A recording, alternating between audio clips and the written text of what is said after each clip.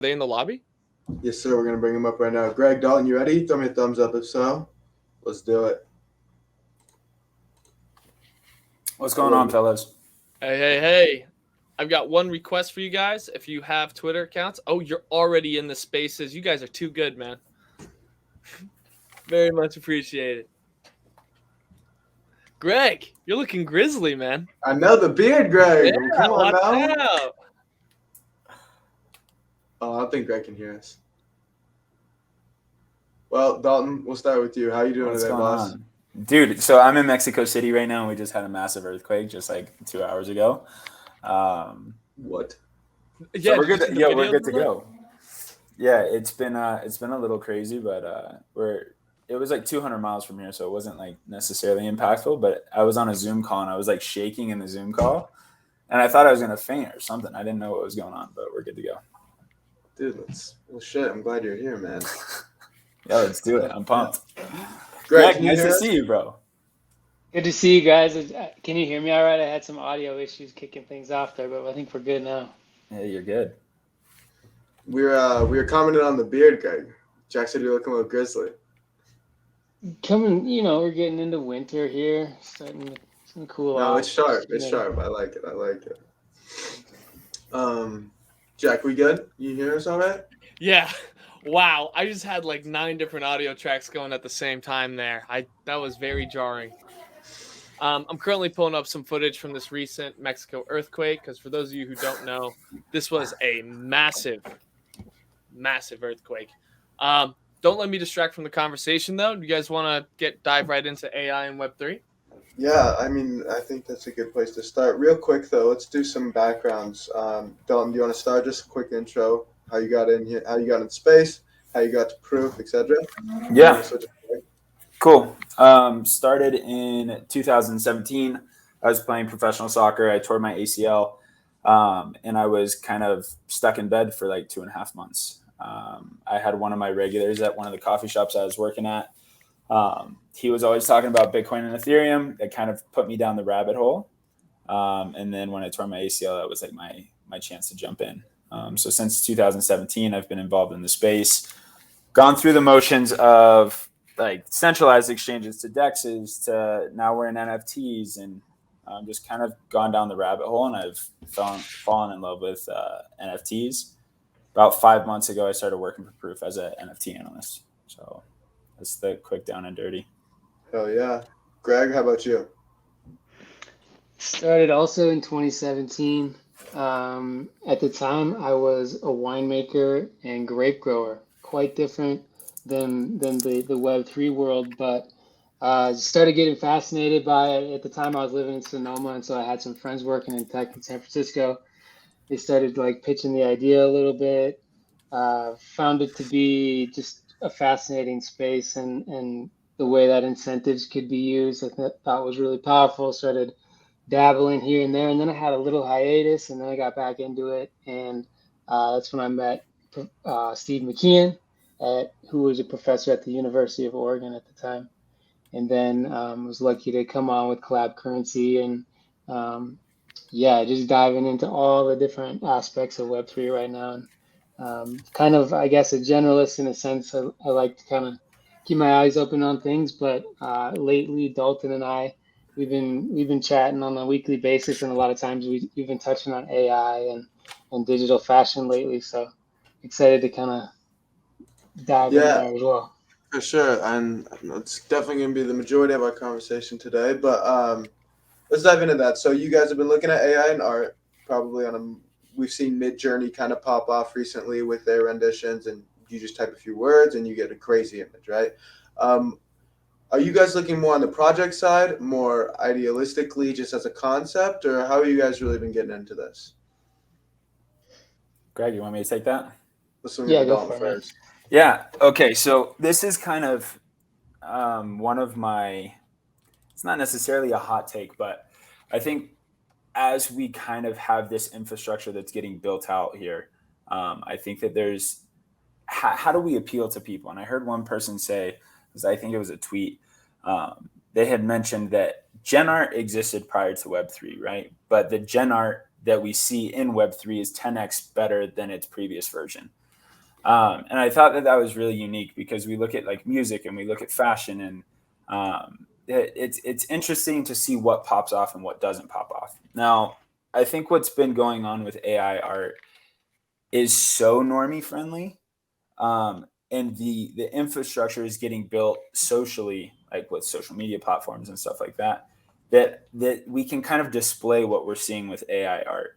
So I don't necessarily know how it goes. Like, I don't know if this is going to be so normie friendly that we can onboard a bunch of people because there's going to be one AI artist that like blows up, or if it's going to be a group of people, like kind of like think like anonymous, right? Like if there's like a group of AI creators that create like this crazy storytelling NFT or like, there's so many different ways that we could go about it, but the entire genre, the vertical, is just like kind of fascinating to me because there's just the opportunities are endless and anybody can create anything. So I think that that's kind of where I'm going with it. It's interesting.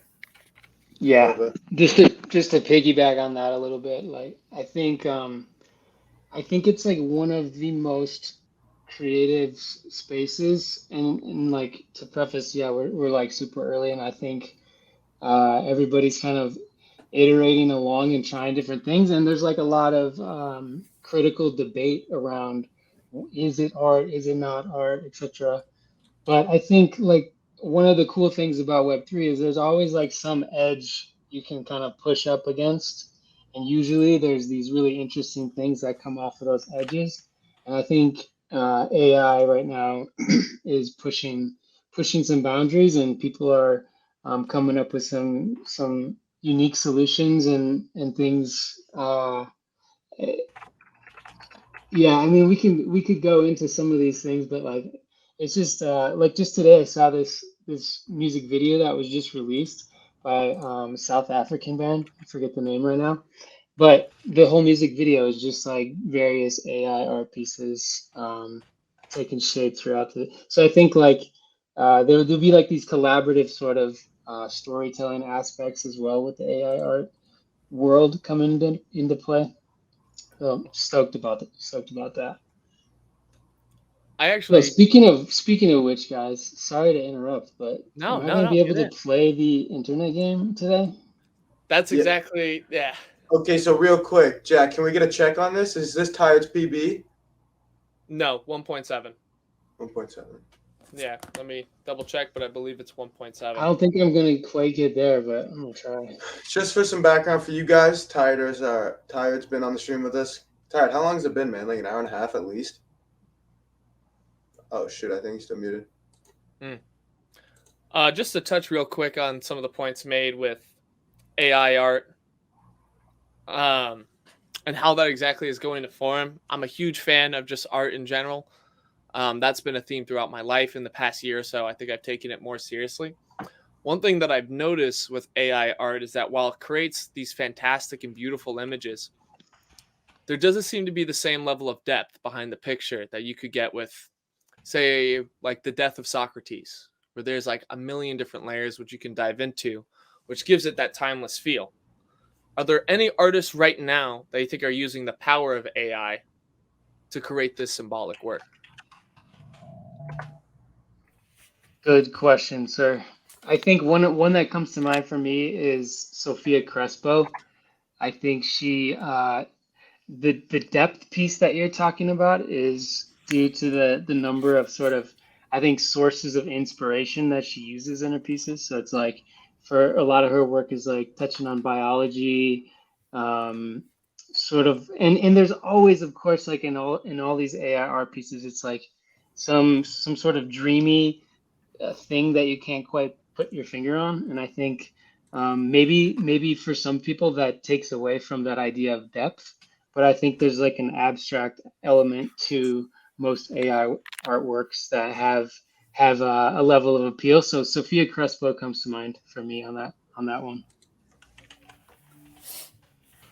Yeah, I would definitely kind of what Greg said earlier, right? Like we're early in this game, and I think that as we progress, like I think kind of what I'm fascinated by is the different levels of like what I say and what Greg say are going to be two different things, right? And the way that the artwork forms beyond that is going, like, it's just going to take its own take on that.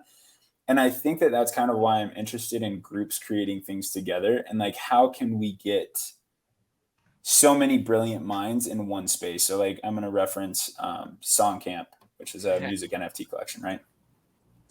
Like, you take 70 brilliant musicians and then throw them in a room for 2 months and then say like, okay, show us what you got. And I think that introducing AI in a situation like that, it can kind of change the game. And so that's, at this point, I'm not uber bullish on any specific artist, or I'm bullish on the process of what's going to happen here and kind of what I see. And I hope that I'm right. Like, I think that it's an interesting space, and but it's going to take creatives being creative in order to make it kind of flourish the way that we want it to. And I also, on top of that, like, what role does digital ownership play in like the infrastructure? Like, you see my brother, he's 20 years old. He just turned 21, actually. He's like obsessed with Dolly, right?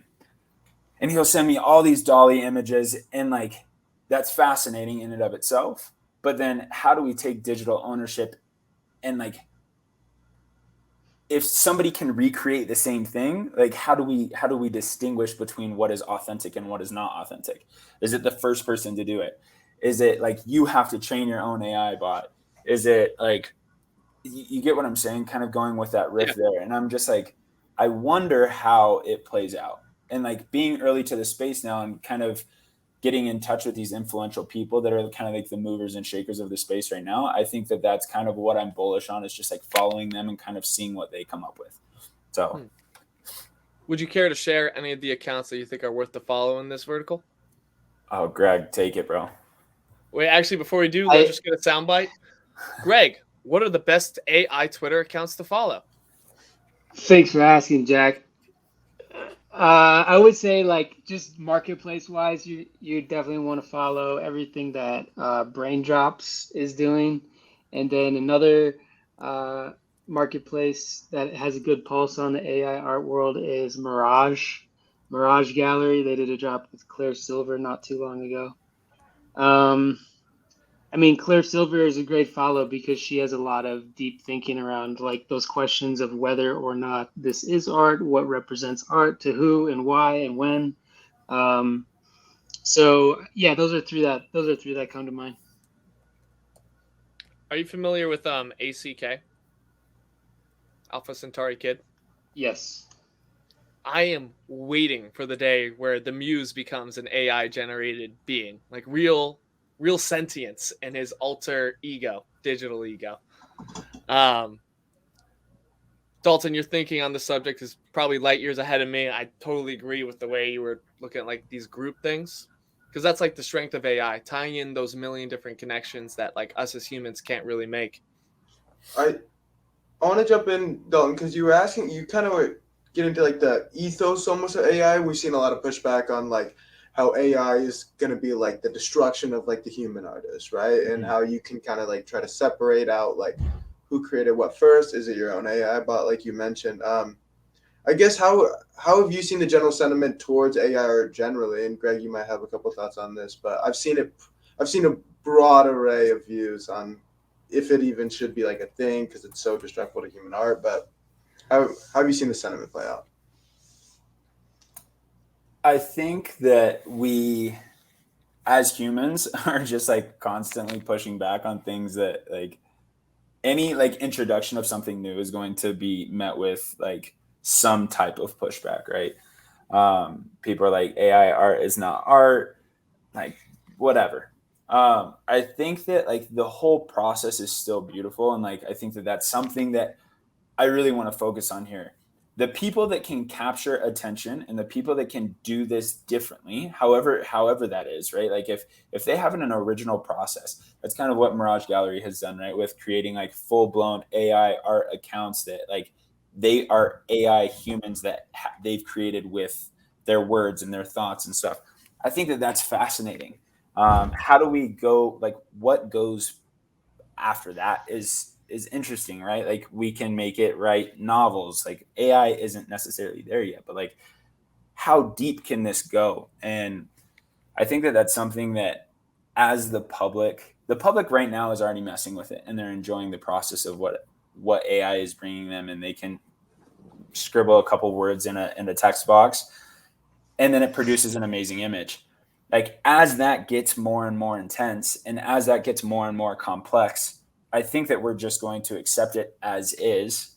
And like, traditional art is still going to be, like, traditional art's not going to go anywhere just because AI can, produce something badass as well. Just going to do a quick interjection. Greg, would you have any interest in streaming your attempt? Absolutely. Let me try this. Let me see if I can. I'm mostly set up, I think. I just want to give a quick shout out to Tired, man. He was in here totally impromptu, pulled up for like damn near 2 hours, putting up arguably the highest scores of the day. So that was kick-ass to see. Also, we have a Unreal. very special guest coming on in a moment. If you guys want to stay tuned, it's a man who just got a tattoo of the internet game. Yeah, Just today? Just today? Just today. So, Wow, it's incredible.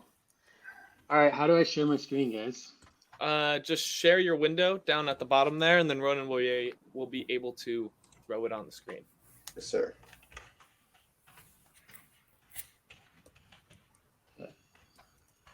All right, Greg, break some records, brother.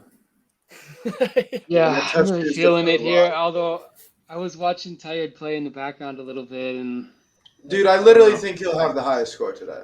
Like, out of anybody who's played the game. So To be fair, you got to play for 2 hours, so like that's kind of yeah. yeah. You'd hope. Can you guys see it? Is I'm it up? pulling it up right now. Boom. All right, I'm gonna run to the bathroom real quick. Haven't gotten up in 2 hours. Yeah. So I'll take over here. Yeah, you guys are on the marathon, huh? Yeah. How many yeah. more hours do you have, Jack? We've got an hour and a half left. So what is Pretty the good. what is the hottest take you guys have heard today? It's a So the reverse hottest soundbite. yeah, a reverse soundbite. Oh, hey. Sorry. We're doing the sound bites here. The hottest take we got today was actually not when we asked him for his hot take. The take was he believes that Forgotten Runes, the Lost Wizard cult, would eventually eclipse Bored Ape Yacht Club in evaluation. I like that one. I thought that one was very spicy. Wow. I don't know if you guys have familiarity with the project. I've heard of it. I don't have familiarity with it, but I have some hot takes of my own with Bored Ape Yacht Club, but Oh, so do I. I can't go there. We'll exchange on Twitter DM because Yeah. I've made a career out of just throwing out Bored Ape hot takes. Yeah, no, it's I think the PFP space in general is kind of interesting at this like point, right? Like I think speaking of pushback, we saw some pushback recently, right? They're just like, all right, what's the utility of this stuff? And it's like, what is the utility, right? So I have sorry, go ahead. Go ahead. No, go ahead. Working on a little bit of a thesis behind this. And the way I'm kind of viewing it right now, which has led me to believe that maybe this PFP model is not the final destination. It's just an alternative way of investing your attention. Where with like TikTok, Instagram, Facebook, you get shallow and fleeting entertainment. Hits your system, dopamine, then it's gone. And you just got to keep going and going and going. Or you could do an online community, which we've known as a PFP. And from there, you would invest your attention in more of a connection. And it's the job of the founders of these projects to create connection building experiences, just like an alternative digital lifestyle. Right. What are your thoughts on that one? I'm still Look, I agree with it. I got to speak with NFT Statistics today. We worked very closely together at Proof, which is, I'm so grateful. He is a brilliant mind. So we were talking about founders being open and communicative. And what we've seen with Bored Apes, I think they've done a very good job of one thing in particular, and that's remaining like mysterious. They can drop one tweet and the world's going to know about it. And then the founders disappear for 4 weeks. And I think that that's something that less is more. And I think that some people try to produce too much. And when you actually get down to what they have produced, it's not necessarily, the valuation isn't there, right? So you're like, oh yeah, it's worth $5 billion. And it's like, well, what is it? And it's like, oh, it's a research platform and analytics tool and this and that. And you're like, yeah, okay. Like, unless it's going to produce, like, unless I'm going to have 10x gains every month, like, why, you get what I'm saying? Yeah. So I think that, like, less is more, and being kind of quiet and secretive is a little sexy in this game. And I think that that's something that, going along with like the community aspect of it, I think that if you're going to produce community, keep it quiet. Like, nobody wants to go to the bar that's like the speakeasies, right? Like, the speakeasies are cool. Like, you want to go to the speakeasies because they're mysterious and you're like, oh yeah, I feel special for being involved. And I think that that's something that projects need to do a better aspect. Like, they need to do a better job with that aspect. So a lot of the points you're hitting on right here, I got started with Neo Tokyo, and in my personal experience, there was a lot of parts of Neo Tokyo which were abysmal. But in other aspects, it was some of the greatest execution I've seen in my entire life, and they hit on a lot of the points that you just did right there. They were the most mysterious project, that probably existed for a period of time. The first rule of Neo Tokyo is you don't talk about Neo Tokyo. Second, they made it a free mint with this like crazy, elaborate and technical scavenger hunt, which just kept going like speculation and driving that kind of cool mystique aurora around it. Right. Sorry. Yeah, I think that that's something that I'm interested to see as this. I think I'm kind of passionate about interoperability and how we can have projects working together. And that's where, like, I'm not huge into gaming by any means, but where the blockchain comes in and you can have this interoperability in between games, I think that that's fascinating, right? Like, how can we bring that into our day-to-day life? I'm like, dude, that's where we start hitting the secret sauce, right? And then you have a secret community on top of that that's involved with all of this stuff. I'm like, how do we get there? And that, it takes time, right? Like, it takes time to build stuff. And like, with my job at Proof, I'm super fortunate to be able to speak with a lot of founders. And I've told Greg this numerous times. Like, every single conversation I have is 3 to 4 years in the future. 3 to 4 years in the future. They're like, we're building this because the people are going to want this, and this is going to be that, and this is going to be built on top of that, but that isn't here yet. And I'm like, damn, like, we're that early in this space. You know what I'm saying? Like, that's like a controversial, like, oh, we're early. Yeah, we're still early, dude. Like, there's things that are popping off 10x today. You know what I'm saying? Like, if you get in early, you get in early. You do the work, you get rewarded. But at the end of the day, like, I think that the tech is going to be super interesting come 3-4 years from now. Ron, do you have a follow-up there? Because I think we're headed into round robin time, and you're muted. Damn, that was 30 minutes. Yeah, we're going to need to do this again. This was fun. Greg, we didn't even get... We need more Greg sound bites. Okay. Dude, I was like I was very focused there for a minute, Had to, level I guess, for 5 minutes. First rep, level 5. Not bad. No, that's really good. All right, got 2 more chances. Jack, you gonna get one real quick? Yeah, I'm hoping I can. But in the meantime, what advice would you give to your 21-year-old self? Let's start with Greg since he was so locked in. Oof, 21-year-old self. Focus on building good relationships with people. Just, surround yourself with the people that you want to be associated with, because that's kind of who you end up turning into. I like that. Dalton?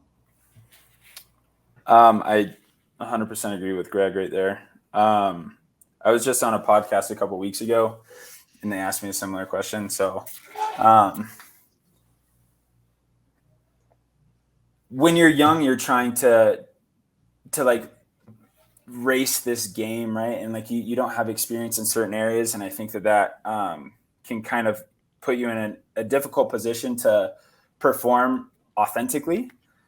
And like Greg said right now, like, those connections that you make, those those are going to be the avenues that you think about for years to come. And if you're surrounding yourself with solid people and you're continuously, providing genuine and authentic interactions with people, you're going to get rewarded for that. So if you don't know what you're doing, you could say you don't know what you're doing. And the people that respect you are going to be the ones that are going to be around you and in your circle for the years to come. So yeah, just like remain authentic and keep pushing for what you want, because you'll get there. But like, remember that it takes a team. Like, it takes a fucking squad to get where you want to go. So. Ron, I got more questions unless you have something in particular. Keep them coming. I had to get a All right. PB&J, so I'm out of the loop a little bit. What are 3 projects that you believe are flying under the radar? Oh man, particular projects. Okay, I have one. All right. Right here. So look, and to be fair, I heard this on the last, like, your guys' last little round robin, and I was like, damn, what do I want to talk about here? Mm-hmm. So it was one of my first NFTs, actually. It minted pre-Bored Ape Yacht Club, and it's the first female PFP project. And there's 1,000 of them, and they're hand-drawn. I own like 5 of them, so like obviously there's a biased take here, right? But when the whole like female movement came in, I thought it was super interesting that it just continued to fly under the radar. I think the floor right now is like 0.25. Its all-time high was like 0.92. It's called World of Umans. She's a Latin female artist, and it's one of my favorite projects. I appreciate the niche. I appreciate the niche take, man. This is what we were looking for. Like, people. Yeah, like UMANS. UMANS. Yeah. Awesome. We do a little bag pumping. Yeah, no, and look. At the end of the day, like, I think that she's produced 3 different collections, 2 of them being on Phantom, FTM. And it's just an interesting take, right? Like, I think that being early to the space, for some, it just doesn't work out, and it might not work out. But it is interesting to see a 1,000 piece collection that is pre-BAYC, fully female. It's pretty badass. I always find it interesting that a lot of the pioneers in the space don't fit the typical, crypto consumer profile. Right. Are you familiar with Rhea Myers? No. You should. I think you would enjoy Rhea Myers. Drop it. Okay. Essentially, this girl was on top of it with her NFTs, and she is regarded by some as being the first to really invent the NFT. I think it was 2013. She minted a representation of her soul on the Bitcoin chain and then sold it to her next employer. So it was a piece of digital one-of-one art, but it was also a performance piece. It was also a conceptual piece. And I read her stuff and it hurts my head. So I think you may get a lot more than me.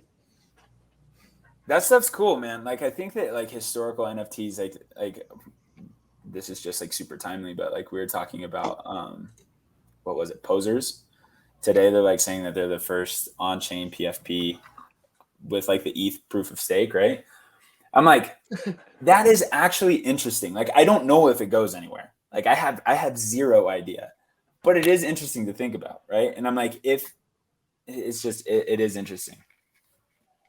100%. Hey, we're coming up on time. Value. All right, Greg. Greg, I'm always interrupting you, man. We're good, man. It's a plague. But I want to thank you both so much for taking the time to come on. Yeah, of course. This was an absolute blast, and I really do think this is probably one of our most alpha-filled discussions of the day. Thanks, Jack. Thanks, Ronan. Of course, guys. Thank you, guys. Have a good one. See y'all. Hey, guys.